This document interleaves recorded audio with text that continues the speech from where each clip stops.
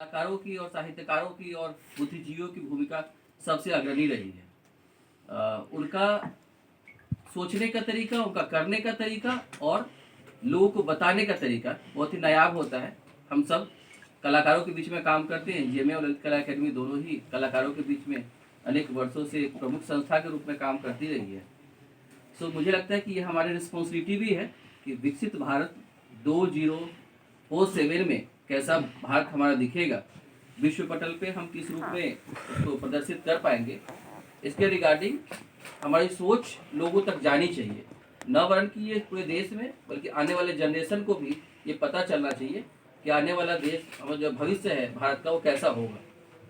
अलग अलग सेक्टर में सभी लोग काम कर रहे हैं। साइंस में काम हो रहा है, एग्रीकल्चर में काम हो रहा है, विज्ञान पे और अलग अलग क्षेत्रों में काम कर रहे हैं। हम सबने देखा भी कि चांद तक हमारा सफर पूरा हुआ है। लेकिन कलाकार एक अलग समुदाय है जो संभवतः ये सोच रखता है, ज़्यादातर कलाकार, अभी वो परिवर्तन हुआ है। पहले के कलाकार ज़्यादा सोचते थे कि आर्ट कला कला के लिए है, आर्ट फॉर आर्ट। लेकिन अब ये सोच परिवर्तन के तरफ है। और मेरा भी खुद का मानना है, एज ए डीजी एनजीए में होने के नाते भी मैं मानता हूँ कि कला हमेशा ही समाज के लिए रही है, क्योंकि हम सब कलाकार समाज से ही हैं, समाज के प्राणी हैं, सामाजिक प्राणी हैं, और समाज हमें हमेशा ही प्रभावित करते रहा है। ऐसा अगर नहीं होता तो गौर्निका जैसी पेंटिंग की रचना नहीं होती, या भूख जैसी पेंटिंग नहीं बनती, या अनेक आप पेंटिंग की और स्कल्पचर की उदाहरण आप सुने, कलाकृतियों के उदाहरण सुने, तो समाज से ही उत्पन्न हुआ है। समाज के उन स्थिति परिस्थितियों को देखते ही कलाकारों ने पेंट किया है।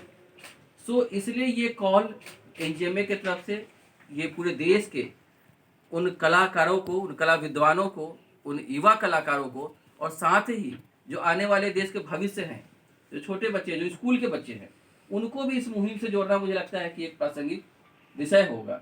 क्योंकि जब 2047 आएगा, उस समय भारत का जो तस्वीर बनेगा, उस समय जो आज बच्चे होंगे वो युवा होंगे, उस स्थिति में होंगे, तो देखेंगे कि आज के जो कलाकार थे किस रूप में कल्पना किया था भारत का, विकसित भारत का कल्पना। तो कल्पना को एक चित्र के रूप में प्रदर्शित करना कलाकारों के लिए भी एक नया विषय ही नहीं, बल्कि उनके विचारों को एक रखने का अच्छा जरिया होगा। और मुझे लगता है कि हर कोई कलाकार, पिछले 4 दिनों से लगातार मेरा बात चल रहा है, देश के विभिन्न जो कला प्रमुख संस्थान हैं, जे BHU, शांति निकेतन, इलाहाबाद यूनिवर्सिटी, लखनऊ विश्वविद्यालय, वहाँ के प्रोफेसर्स, वहाँ के हेड और डीन से अलग अलग प्लेटफॉर्म पे मेरी बात हुई है। सबने इस बात को एडमिट किया, सबने इस बात को स्वीकारा है कि एक बहुत ही अच्छी पहल है जेएमए और ललित कला अकेडमी की। पहली बार कोलैबोरेशन में इस तरह के कार्यक्रम किए जा रहे हैं, कलाकारों के लिए, कला समाज के लिए, और ये कलाकारों के माध्यम से पूरे समाज के लिए।